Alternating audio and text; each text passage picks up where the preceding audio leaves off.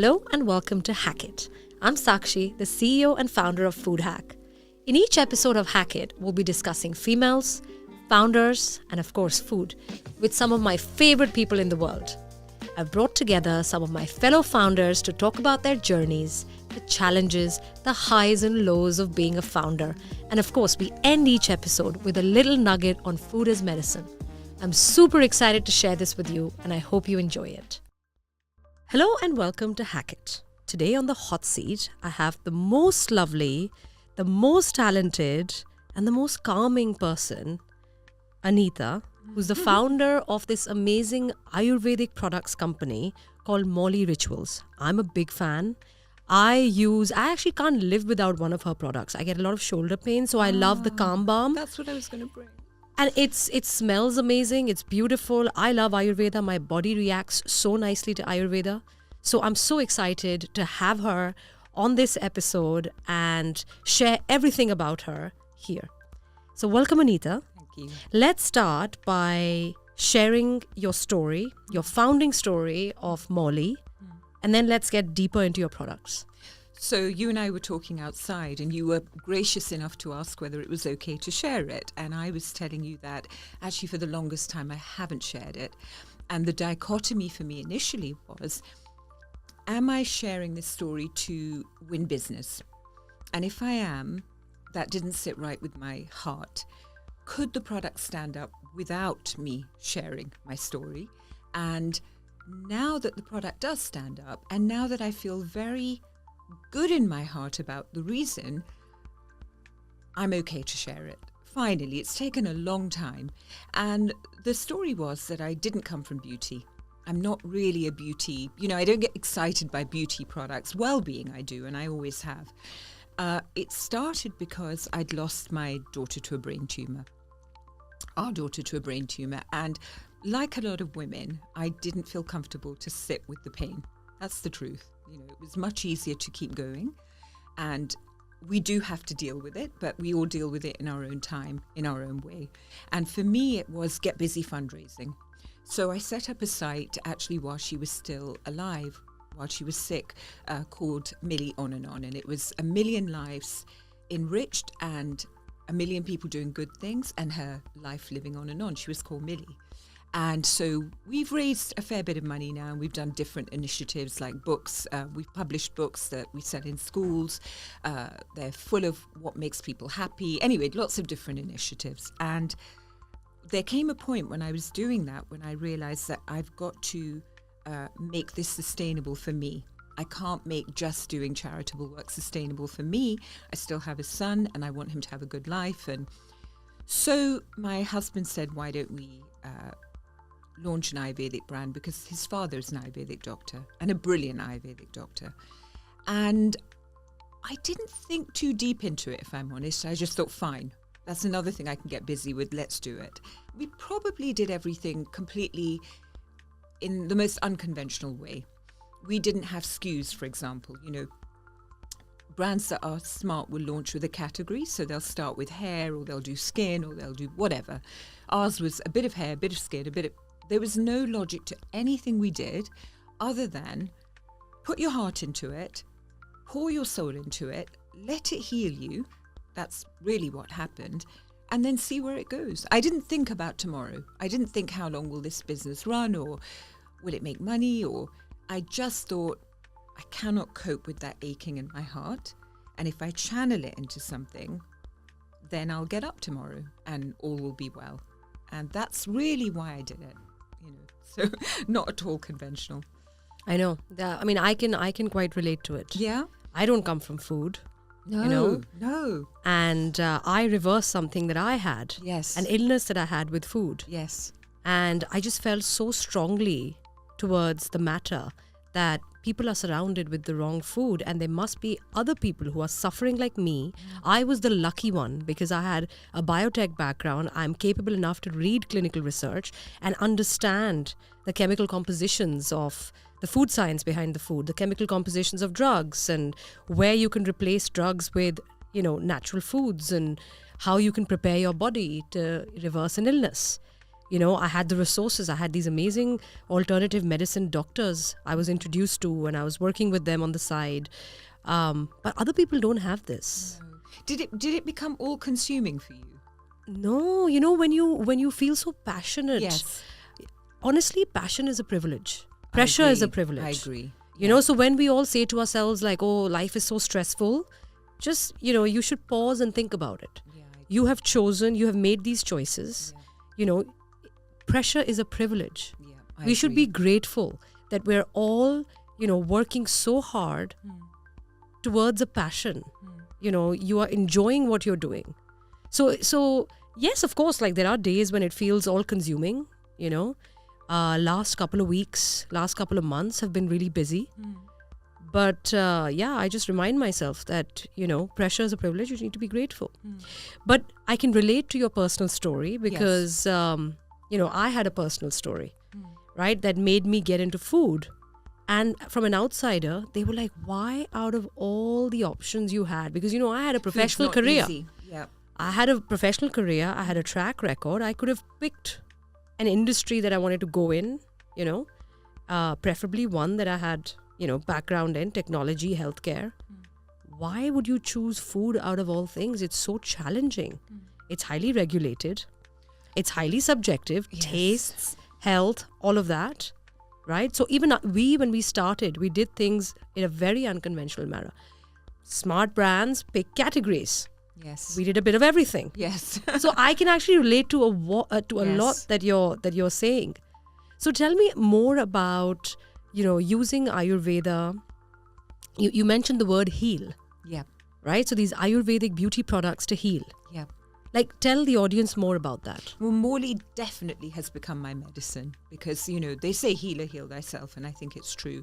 Same goes with food. The more you're learning, the more you're empowering yourself to feel better with your own medicine, and it's wonderful. So Ayurveda, if you look up the term on Google, it would say the science of life, which just sounds like, what does that mean?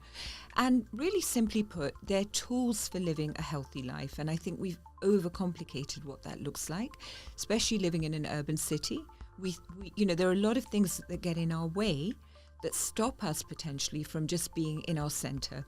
So Ayurveda is simply, simple thing is how much you sleep, when you sleep, how you breathe, in different situations, the yoga postures and exercise that you do, the food that you eat, which is where you come in so strongly, and even the thoughts that you think, because, a lot of people think that they can become overweight by eating. Actually, they can become overweight by storing negative emotions.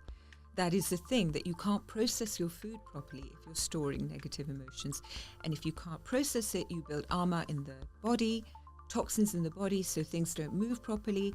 So I'd say, you could be eating the most expensive organic meal, but if you're not clear here, if you don't sit and appreciate it and mindfully eat it and clear the anger that you're feeling inside, or the sadness or frustration, whatever it might be, you're not going to get the most nutrients out of that food. So what Ayurveda is this wonderful connectedness of everything, and everything we do, everything we eat, everything we think, and it's putting it all together because we are a whole. It's like if I chop this finger's going to feel it. Nothing is in isolation. And so I love that. And I think it applies to business as well. How we treat our staff, how we treat our suppliers, how we treat our retailers. This is all part of it. I can't have a healthy business if I am not being honorable with my stakeholders. And that's all of them. And again, I say that with honesty. When I first launched, I was not like that because I had such fear of losing my business. My business was my baby. It was everything I felt for my child. It was being poured into this, and I'd lost her. And I didn't want to lose this business. It had nothing to do with money, had nothing to do with credibility, all of that out the window. It was, I can't lose this thing that I'm attached to. Yeah, you're the one who sets the culture. Yeah, exactly. Culture is what builds the people, Exactly. which then gets translated into your products. Yeah. Which then gets to the customer's hands, and the customer feels the love Yeah. or doesn't feel the love.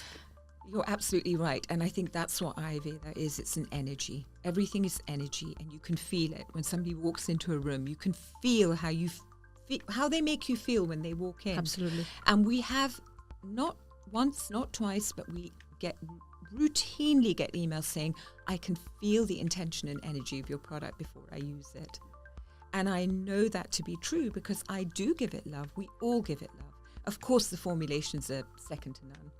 I stand by that. But we also have a really good intention. That doesn't mean chanting over it. I think there's a lot of that going on. A lot of peace, love and brown rice that's kind of hoodwinking people. Doesn't mean that. It means that my whole heart, my whole being wants to create a product that will genuinely help someone. Because if it doesn't, there are other things I can do with my time, and there are other things they can do with their money. And I do believe you have that same intention. I feel it when I eat your snacks. And, the ashwagandha cookies I could eat till Christmas. One must have restraint, but they're so good. Yeah. I mean, I think it's such a pleasure to hear this. Yeah. Because, I used to be an investor in my past life. Yes. So my day-to-day job used to be sitting like this and meeting maybe 8 entrepreneurs a day, maybe 6, maybe 5, but whatever. Yeah. Pitching, right, that you should invest in my business. And it was very I was a growth stage investor most recently. Yes. I used to be an early stage investor before, which was slightly different, but the pitches in the growth stage are very here's the numbers, here's the data, here's our growth story, here's why you should invest because this is the ROI you're going to make on your investment. Isn't that what you want, though, as an investor? Yeah, I mean, it's part of the job, but I Yeah. think that now being on this side of the table as an entrepreneur and having a business that is purpose-led, mission-driven, being born out of a personal story, and I think like attracts like. It's back to energies. Yes. And so somehow we met, we connected, and I feel that I have a lot of these amazing women and men in my network now who have purpose-led brands, purpose-led companies. And I just feel that listening to their stories through this podcast and sharing with everybody the challenges, highs, lows, whatever, it's just such a pleasure to be sitting and listening about another mission-driven business because you're building a business. How has that changed your, if you were to talk to an investor now who was sitting at that side, what would you say to them to maybe change their view of just looking at ROI? I think if I were to become an investor again, ever, even though I'm so addicted to what I'm doing, and I think once you get a little taste of what it's like to be building products from scratch, which we should talk about next, it's hard to go back on the other side where you're giving advice, you're sitting on boards, you're coming up with strategies, you're analyzing. It was amazing as well because you learned so much. Your mind was getting sharpened, and it was a steep learning curve, and you learned so much about different products, different markets, different businesses, different entrepreneurs, different KPIs, all of that good stuff. It's like a crash course on business. If I had to do it all over again, I think I would do it differently. Would the team around you allow you that privilege to do it differently?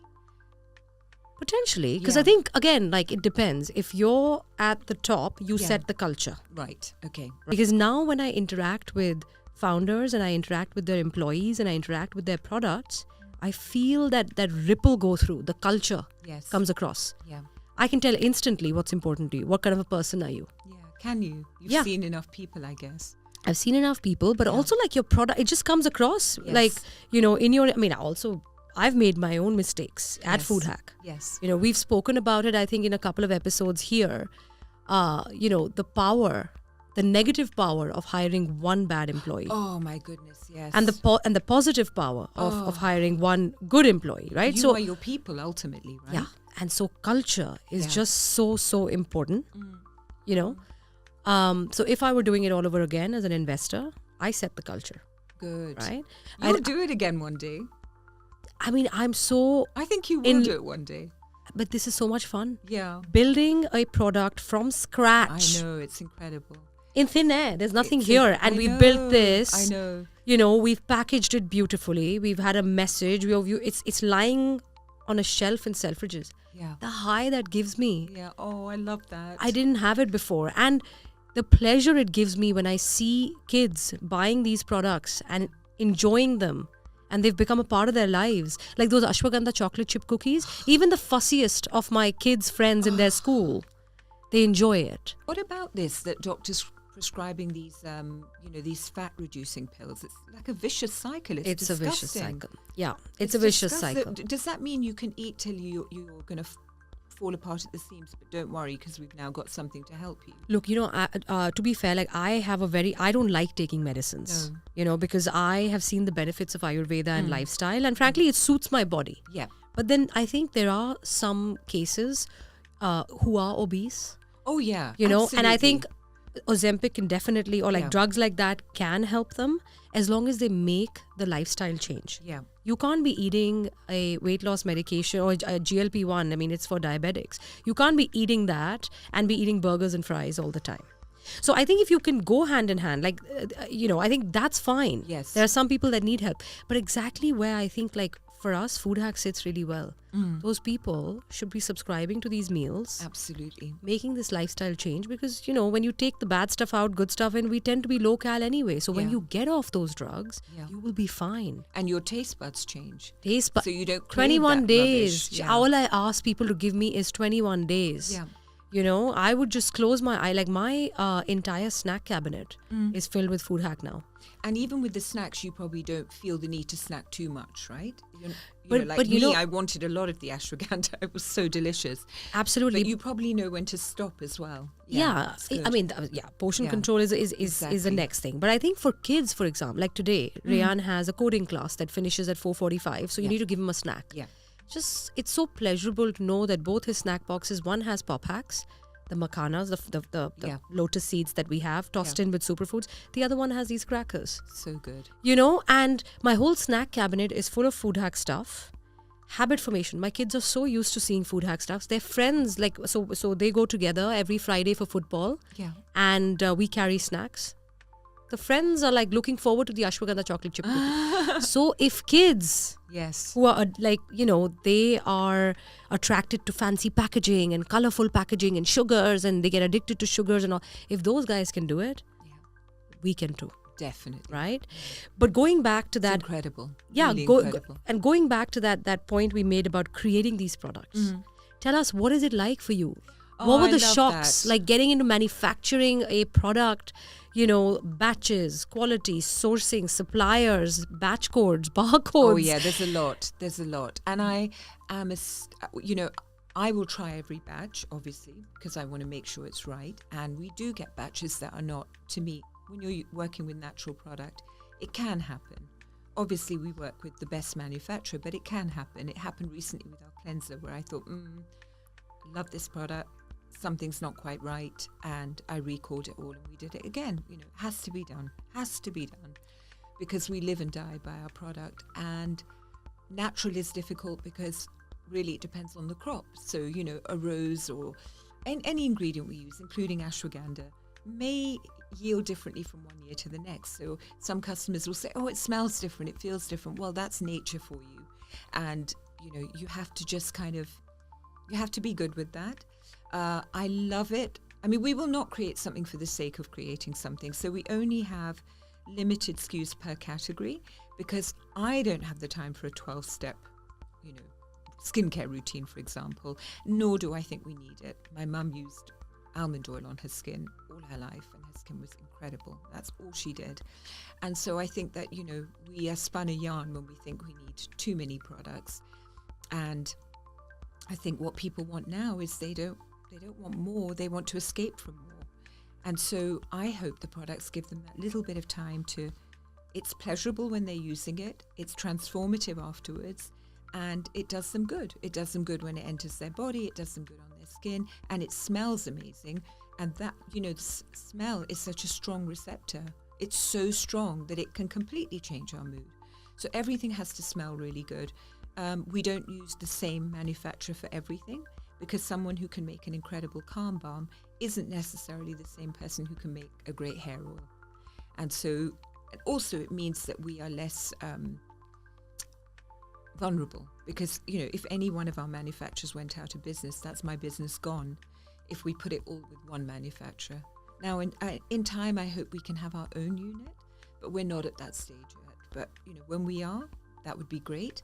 But meantime, we have, brilliant inkies and everything is precise and there's an auditor doing things and it works fine. I'm very privileged to work with brilliant people, all of whom are in the UK.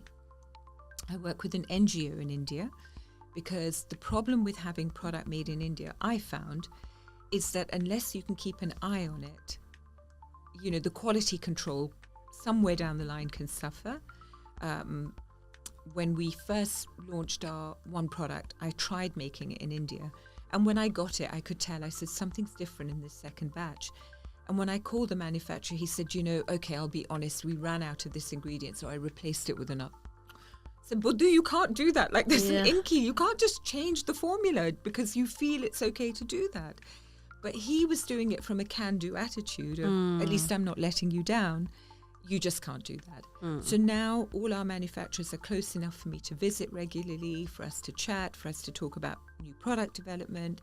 And we use the NGO. We put a Mauli into every product that you buy. And our NGO, there's women who don't have an income who can work from home filling these for us. Now, they're not going to become millionaires doing this. But it's something that gives them a sense of purpose. It's something that makes them feel they're doing something. We also make books made out of cotton that help. This is a factory in Jaipur that makes them all by hand. It helps them. These are my little love letters that make me feel good. They don't really make that much difference to the business. If I took this out tomorrow, I don't think my bottom line would really suffer.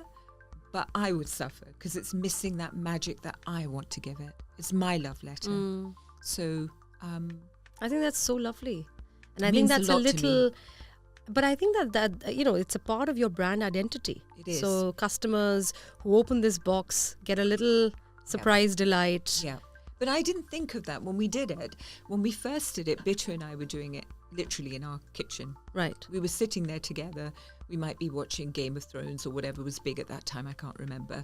Doing this together. And I remember one day Bittu said to me, we really shouldn't have done this.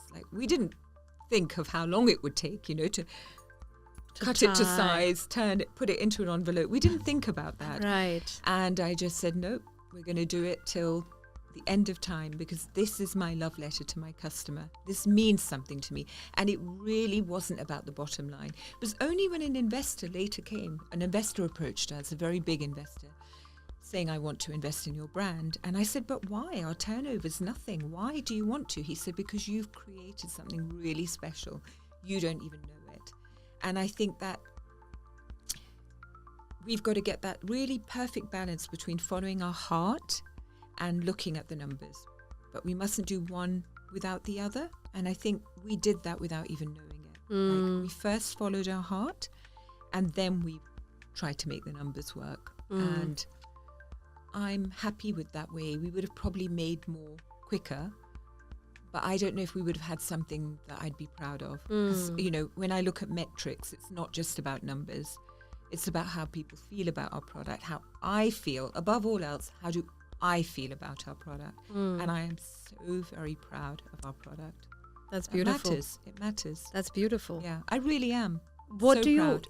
But how do you convey this to your customers? So this comes to marketing and influencers. What are your views on these brands that celebrity founded brands overnight? They create a beauty brand and it's viral and the numbers are insanely amazing. So if I were in their shoes, I would probably do the same because they have to think that maybe they can't act forever. And they have to use what they have and get the most out of it. So I don't blame them at all. I think that if they use a good formulator, one would hope that they have the money to use the best of the best. Then if the product is good, then I say, why not? Why not? I do think a lot of people are jumping on the bandwagon, but, the proof is that just like you've created something and I have, there is always room for more.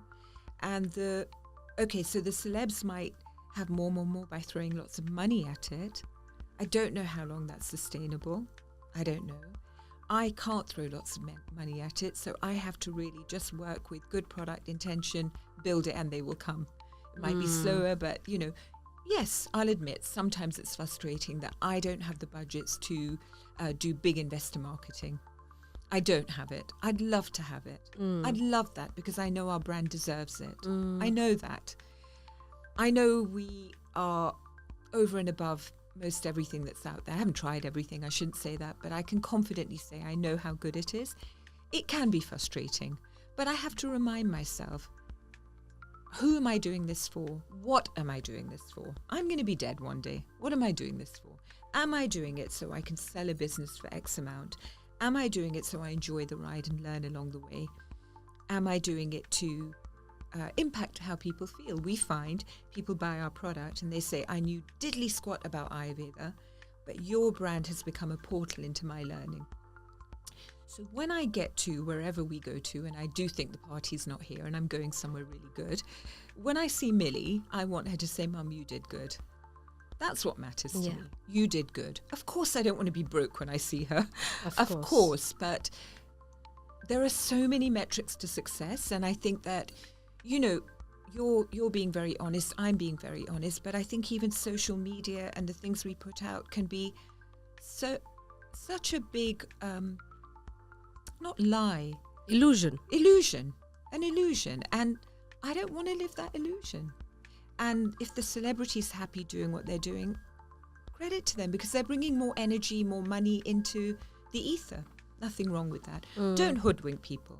But that's on their conscience and nothing to do with me. And there was a phase when I would, you know, my social team would say, Anita, look at what this brand's doing and this brand's doing. And for a little while I did, and then I thought, no, stop it. I'm going to go back to what we always did. I'm not going to suddenly change my strapline because she's doing that or he's doing that.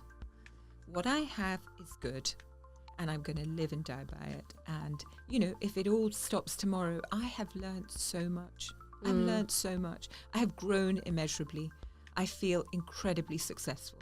So that's good. That's amazing. I do. I think you're so right. I think having a superior product. Yeah. First of all, as an investor, if I put my investor hat back on, I would always invest in businesses that had superior product or superior tech. Yeah. Right. So I think building a D2C brand with a superior product, I think that is the number one most important thing because our customers are very sophisticated. With all this technology in our lives, we are spoiled for choices. Delivery can come in the next 15 minutes, 30. I mean, it from Amazon coming in a few days to Amazon Prime coming next day to 4 hours. You know, 4 hours with Amazon, whatever Prime now to, you know, Getir, Gorilla, Zap in the next, 30 minutes, Deliveroo. So with all this technology and all these amazing products and services that the modern day consumer is surrounded by, a superior product is going to take you all the way. It's going to win over any of these overnight successes, which are suboptimal products. Because I sometimes I feel that it's hard to compete with someone like you or even me, like someone who's putting their hearts and souls, and the purpose of my soul is to build Food Hack. That's how I feel. I see that. Right? And I see that in you. Yeah. Because this is your baby. You see Millie in this. I do. Right? I do. And so, how can you compete with that energy and passion in these products compared to, an amazing influencer who sort of, who doesn't have that reason that we do. Yeah. So sometimes I often kind of, when I think about marketing in the D2C world, because, I think product is the most important thing, but I do think marketing comes, because like someone has to hear your story. Yes. If a customer hears your story like I just did, you would convert them for life, like this. Yes, maybe and you would Anita. and you would have them coming back, by the way. You would have them for life, and then they would spread the word between their friends and family, and you would have them for life. Yeah. This is the world we live in, right? Yes. Like with all this content that we're surrounded by. People by people, I guess. Yes. Yeah. And stories. Yeah. Right? You have a very powerful story. Yeah. So how do you get this story across? This has been the challenge, and like I say, we're talking about it, and I haven't openly talked about it hardly at all. Sometimes I've said we lost someone very dear to us. I don't use Millie's name. You don't see it splashed across our site. Yet the other part of me is aware that if I don't have the budgets of the influencer, maybe I should be using my story, because ultimately I'm not doing anything wrong by doing that. It's my truth. I'm just, like I say, beginning to get comfortable with that. And I will do it, but I don't want to do it to the point that it's difficult. I want the product to shine, but I know that's kind of being a little bit naive, perhaps, because, there's so much noise out there, and I get that. I do, like, in my dream scenario, I do have the budgets to make more noise. That would be good, but there's more than one way to do that, and one has to just be clever. And I think one has to step away from the business for a while to get their head together and think with clarity, because when you're in it, that saying, you're working in it but not on it. It's so easy to do that and get caught up in the day-to-day and spend your day just answering emails and being reactive. I think it's really important to take a boot camp away from the business, and this podcast has made me realize I need to schedule it in my diary, that I take maybe 2 days away from the business every couple of months. It's not a lot, where all I'm doing is just quietly thinking and let things come to me, which I haven't done, but I should. I'm going to do it now. I'm going to do it Absolutely. now. Actually, a very well-respected investor and dear friend was talking on stage at this big tech event last year. And he said something that actually really struck a chord with me.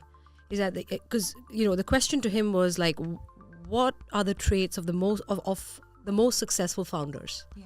Businesses that you like to back, and they're like the best investors in the world. And he was like, actually one of the traits that I find common, and I think is extremely critical in the most successful founders, are those who are out and about telling their story. As a founder, your job is to show the world your story, take them through it through your eyes, not through their eyes. The glitter you have, the passion you have, the energy you have, you need to show that off. Go sell that story, whether it's for deals, whether it's for partnerships, whether it's for investments, whether it's for hiring employees. At startups, we can't pay a lot. No. We can't offer pay rises every year. We can't match big companies. We have equity that we can offer, and we have passions and missions that we can get them behind, right? And so use that. No, you're absolutely so right. So as a founder, CEO, like now I've become very comfortable, but in the first year of, because we have our own little production house at Food Hack. And actually we should talk about that. We should. The pros and cons of outsourcing manufacturing versus having it in-house and keeping that control over quality. I'm as obsessed about my product as you are, because I also look at it like it's my third baby. One that's needed most of my attention compared to all my 3 kids. How do the 2 boys feel about that? They are so proud. Oh, I saw that actually when we were at Bodyism. They were beaming. They are so proud. They understand, nutrition and the impact it has on the body.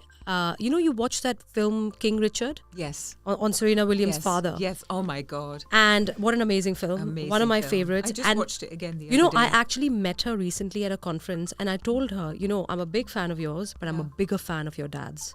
Because I saw that movie and his conviction. No, but he said champions are not born, they are built. Yes. And every opportunity he got with their kids, he was imparting his wisdom.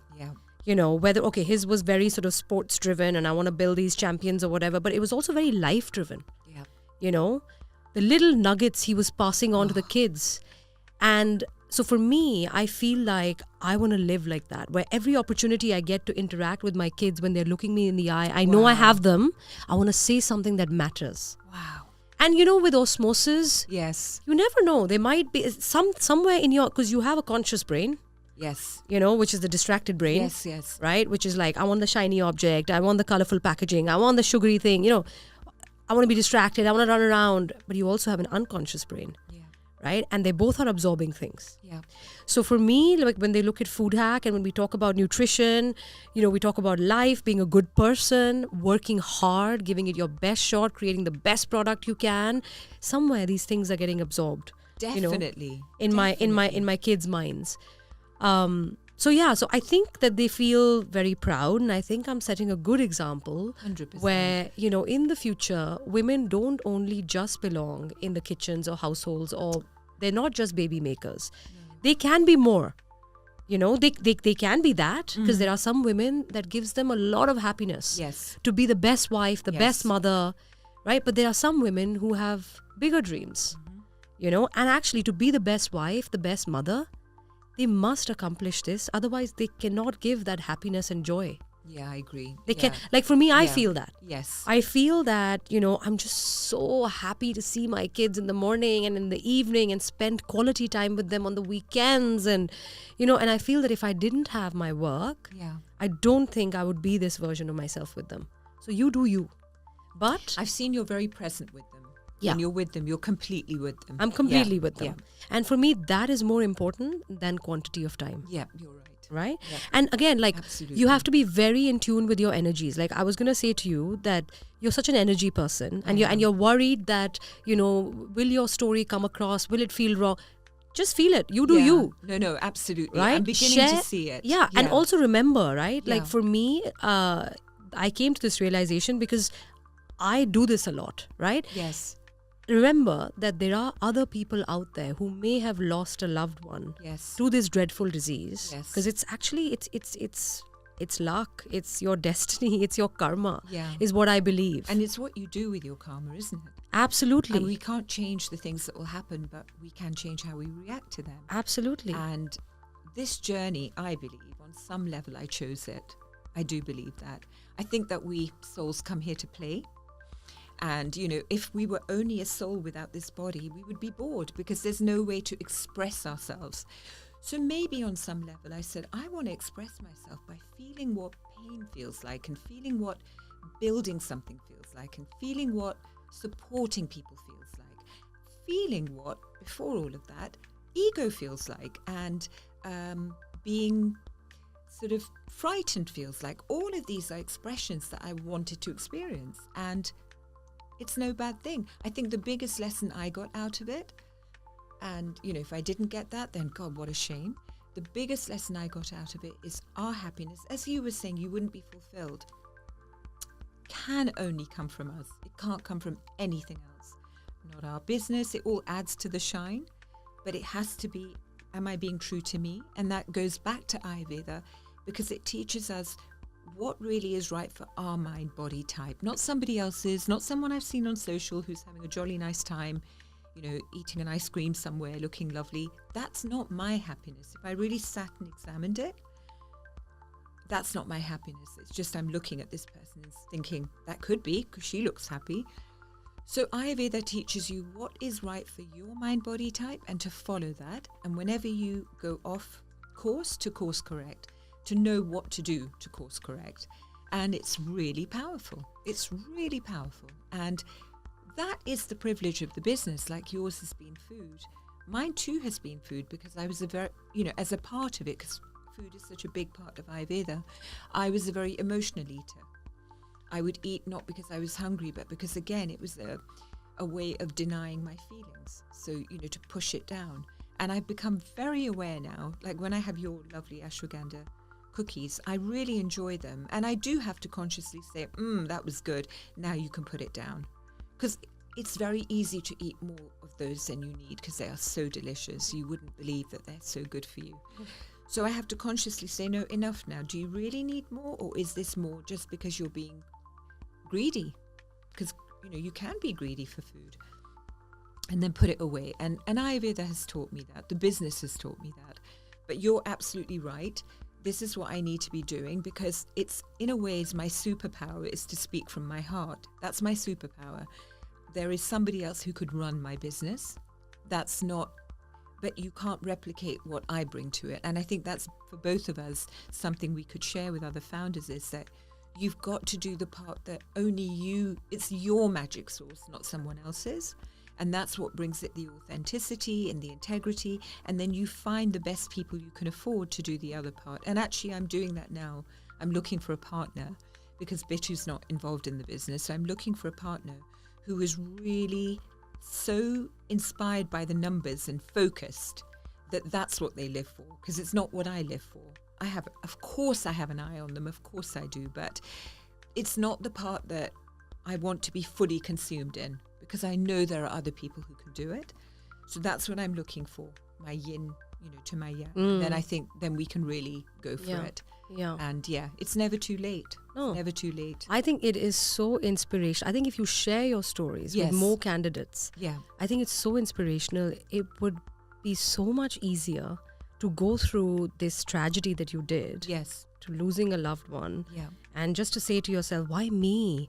Why me? And this, I never once thought that. Yeah. Not once. But it would be so much easier to do that. Like, why me? Yeah. God, Never thought that. And I always said, why not? Like, what makes us exempt from pain? Like, why not? Like, why shouldn't it happen to us? What, do I get a badge saying, no, you're exempt? No. It's nothing bad happened. My life happened.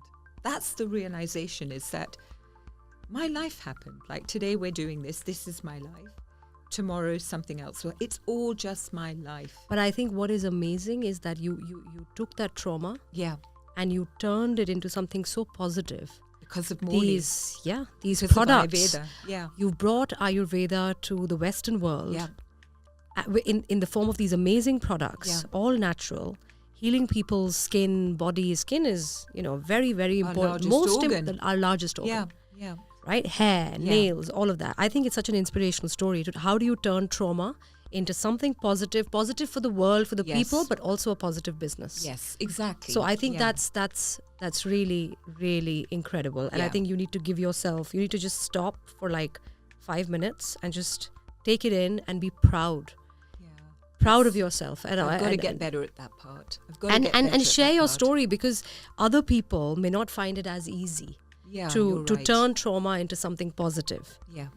So I think you should be out and about, sharing that story. And that's another epiphany that I have, is that what I don't want to do is become one of these women who said, look, I can do it, therefore you can do it, because everybody's pain is so personal. It's so different, Someone could feel more pain having broken, I don't know, a vase than I have about losing a child, because you don't know where that pain started. But actually, I would say... You know what I mean? I don't want them to feel that, God, now I feel even worse, because if she can cope with that, why can't I cope with this? I have an answer for you. Yeah, tell me. I think it's self-work. Yes. I think you've done a lot of self-work. I have. Knowingly, unknowingly, consciously, unconsciously. Yeah, both. And actually, I do think every founder needs to invest in self-work. 100%. Because you live a very highly pressured life as a founder. Yes. You have people's payrolls dependent on you. Yeah. You have every small, medium, large, extra large decision dependent on you. Yeah. You have a personal life. You may be married, you may have kids, you may not, you may be looking for love. There's a lot going on. Yeah. There's a lot of pressure. And I think you started the podcast by saying energies. Yeah. Right? Yeah. If you are filled and that pressure converts into negative energy. It does. You have to find a way. And by the way, your employees, their challenges are downloaded on you. So your job is to take the negativity and turn it into positivity. Yeah. That is the job of a founder and CEO. And you can do that, but just like any machine, a machine needs to be oiled. It needs to be repaired. Yes. You need to do self-work, right? To be able to push to a higher and higher and higher level of productivity, of positivity yourself. So tell us, what do you do for that? It sounds really boring, but I definitely have to meditate, 100%. I have to, because the phone is so addictive. And if you're a creative person, I can spend so long on Instagram because I love the creativity side, interiors accounts and design accounts and people dancing. I love to watch people dancing, and I could get stuck in it. So I have to consciously step away and meditate first thing, then read something that lifts my soul. I have the same sort of books on rotation that I've had for years, and each time I read them, I get something new from them. It's like I'm reading them for the first time. A few of my favorites are Seat of the Soul by Gary Zukav. It tells you why the soul comes into this personality. It's an incredible book. Untethered Soul is another one. Bhagavad Gita is another one. Upanishads is another one. So I have these on rotation, these books. I'll just read 10 minutes. I don't get that much time in the morning. So wake up, get my lemon water, do my meditation, read a little passage, then do 20 minutes yoga on YouTube, then go for a lovely walk. Because if I don't do that in the morning, then probably by evening I'm tired and I won't do it. And now I've just started to go to the gym with my son because he's at that age where it's all protein, big muscles, and oh my God, 5 meals a day. It's crazy. But now I'm going with him, and that's a lot of fun and a way to connect as well. And that's in the evening, but not every evening, just like a couple of times a week. And Pilates, I love to do Pilates. And my non-negotiables, those are my non-negotiables. Actually, they're not non-negotiables. I know I don't feel as good when I don't do them. It's your process. It's and you my have to process. respect your process. Yeah, it's my process. And then the other process is, I never used to do this, but now is not to send emails straight away, because I can be quite reactive, because again, that is not wanting to deal with the pain. Sometimes you can quickly react to an email because you just want to get that feeling over with. So now it's to write it, let it sit in your drafts, and then send it later. I like that. Not to send it straight away, because it can come from the wrong energy. And other processes are just to be around people I love, really, and that love and honor me. I spent time with people that didn't love and honor me, and it was depleting. And now I just have fewer people in my life, but they're people I just adore, and they adore me, and it fills my cup. Honestly, that, now you have clinical research. Yes. Proving the power of energy. Yeah. You mentioned Totally. food. They ended up, like, I don't know if I mentioned this before on this podcast, but my mind was blown. They were shouting at water, and they were talking nicely to water, froze it, took out the ice cubes. One was black. Unbelievable. And the other one was clear crystals. Unbelievable. Right? So like now the power of energy is getting validated in clinical research. So I think you're absolutely right. Actually, talking about energies, you mentioned something in the middle of the podcast. Yeah. Ayurveda, and it helps you balance the energies. Definitely. And you have a type Yes. that you're disbalanced on, your doshas. Tell us a little bit more about that. You have this lovely energy. I would say you're Pitta Kapha. So Pitta people are very sharp, very focused. I could give you a spreadsheet and you'll immediately be able to look at it and say, that's where we're falling. That's where things are not working, and that's what we need to do more of. Very good at managing people. People would look up to you for that because you're very clear. So you are the energy of fire and water. That's Pitta. And so if we use metaphors, we would say sharp, clear, fluid, we would use penetrating. We would use these words, and Ayurveda is all about metaphors and energies. So when I look at this desk, I would say it's smooth. This is the energy of the desk. And when I would look at your skin, I would say it's smooth, because you have Pitta and you have Kapha, this lovely earth energy. So earth energy is the woman who brings everyone together. She's very all-embracing. She's very kind. She's compassionate. She's nurturing, Mother Earth. So when we think of earth quality, it's the glue that binds people together. So you can put that quality into everything you do, and into the way your skin is. Your skin is really lovely and healthy. Your lips are big. This is earth, voluptuous, full, abundant. These are your energies. And what we do in Ayurveda is we say we work, you look at your energies, and then if they're out of balance, you do the opposite. So my energy is more Vata energy, which is air. Everything begins with air, because things can't move in the body without air, right? And when signals are sent, it's because of the nervous system sends signals. That's air. Air allows it to do that. So my energy is, if you think of the metaphor of air, I can be very flighty. I can be very changeable. I may be very calm today. I may be a bit hyper tomorrow, maybe even this afternoon. That's my energy. I like change. Vata people, if you look in your team, they're the people who like change. If you give them the same project long term, they'll be bored rigid. You won't get the best out of them. So somebody in social media would be very good if they had that Vata energy. They would be less good at doing accounts. They just don't have the patience for it. So dynamic, creative. Steve Jobs would have been Vata. Very creative visionaries. Kapha, Pitta people are the leaders, like Obama would be Pitta. And then Kapha people are the Oprah would be Kapha. You know, that all-embracing woman, incredible energy. So if you're out of balance, look at what your energies are, like Vata people, air, dry. So my hair becomes very dry, my skin becomes dry. So what do I need to do to combat that? I need to eat food hacks, more oily foods, not dry foods. If I'm kaffa, there's a tendency to put on weight and be more heavy if there's too much kaffa. So I must avoid red meat because it takes a lot longer to digest red meat than it does white meat. So I must go for light foods rather than heavier foods. Whereas me, Vata, I must go for more heavier foods to ground me because I'm already... So if I ate crackers, for example, they would be less good for me than the ashwagandha snack, which is more moist. Yeah. And without even knowing Ayurveda, the way to know that is just by how you feel when you eat something. Yeah. How does that dry food feel in my body compared to the ashwagandha snack? How does something feel in my mind when I do something? How does it feel in my, my heart? It's all there for us. We just have to slow down a bit to hear it. And that's challenging with social media, but put the phone away and just check in. How do I feel?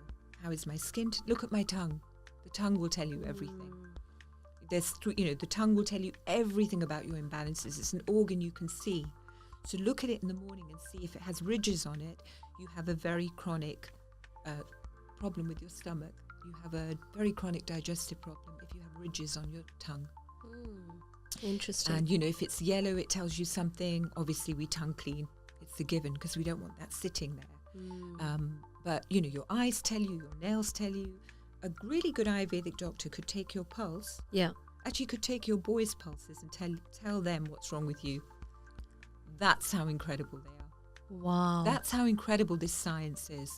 And we've needed modern science to validate it, but we've known it all along. Yes. Generations have known it all along. Yes. Literally, they can take your child's pulse and say, this is when your mother had an operation.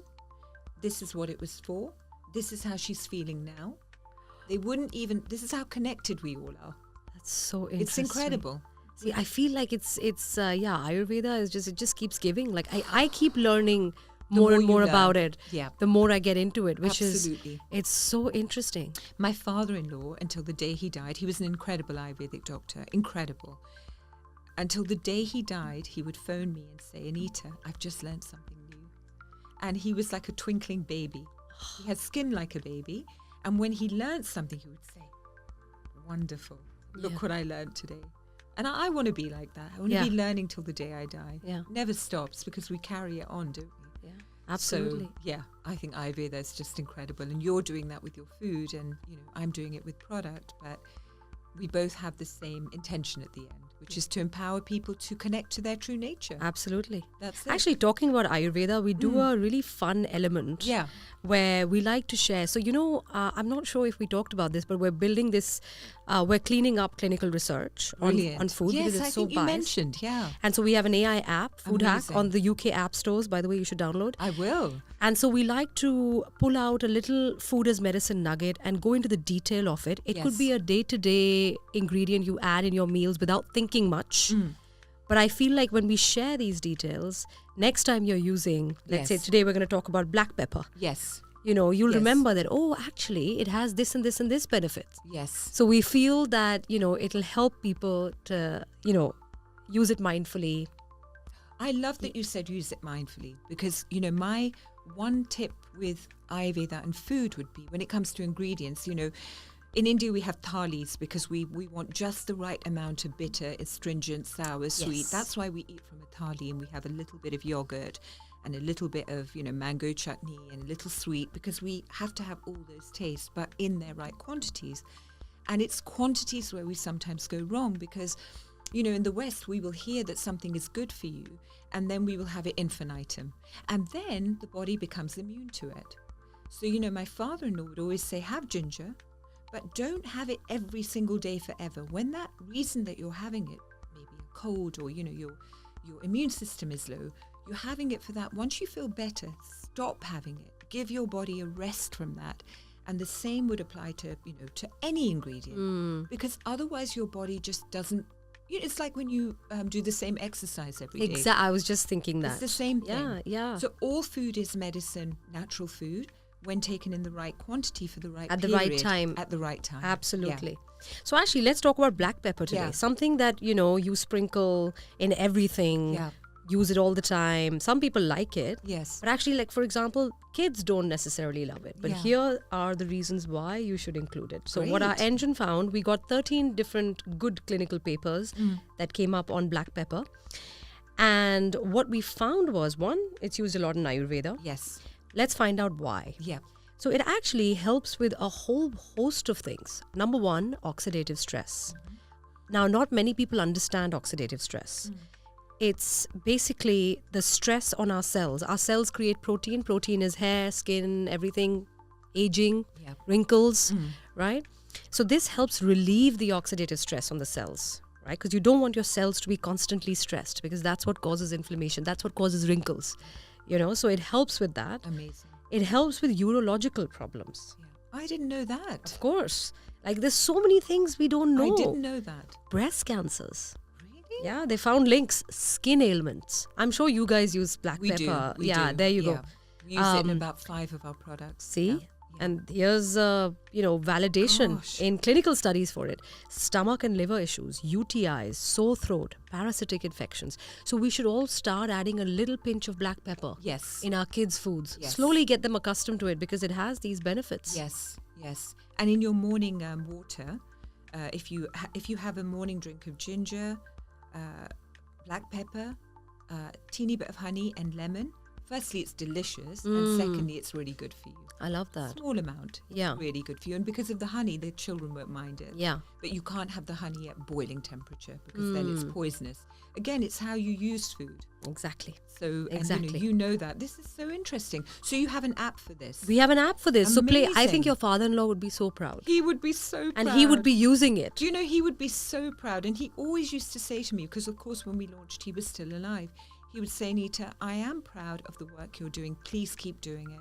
Because he really could see the validity of why we were doing it. Yeah. I think he could see that even more than I could. Of course. And he said, never stop, And every That's time amazing. every time he would see me, he would say, so how is business going? Oh, Really proud. that's He was the amazing. first editor of an Indian newspaper in the UK. Oh, wow. That's so cool. It was like The Week.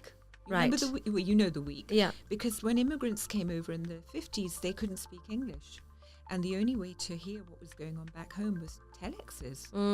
So he created a weekly newspaper that was all in Hindi, because he felt duty bound to give to his community. You are a great storyteller. But it's true. Yeah, I know all of these Yeah. are true, but you're a great storyteller. Yeah. I really hope after this podcast I'm gonna you're do going to be that. doing more storytelling. I'm gonna do because that. we discussed this in our first episode that an integral part of brand building is, or even business building, is storytelling. You find me the right partner then, and then I Done. can do it. We have a Done. deal. We have a We deal. have to spend. we have have to a do deal. our walk together. We have to do that. But listen, thank you so much for Thank you coming. so And thank you much. so much for using this as one of the first platforms to 100%. share such an Trust amazing you. story. Yeah, I Like- trust you. I think your podcast has such integrity. It's incredible. And I'm sure there'll be a lot of people out there listening to this, relating to it, feeling encouraged by this story. This is exactly what we're trying to do with this community. So thank you again Thank you. for being so open about this amazing personal journey that you've had. You've turned a negative hand you were dealt into something so positive. Honestly, I feel so inspired. Thank you for listening to Hack It. I hope you enjoyed the insights and stories that we shared today. Are you hungry for more? Follow us on Instagram at The Food Hack. That's a hack without a C. Or subscribe now to be the first to hear about our next episode when it drops. See you next time.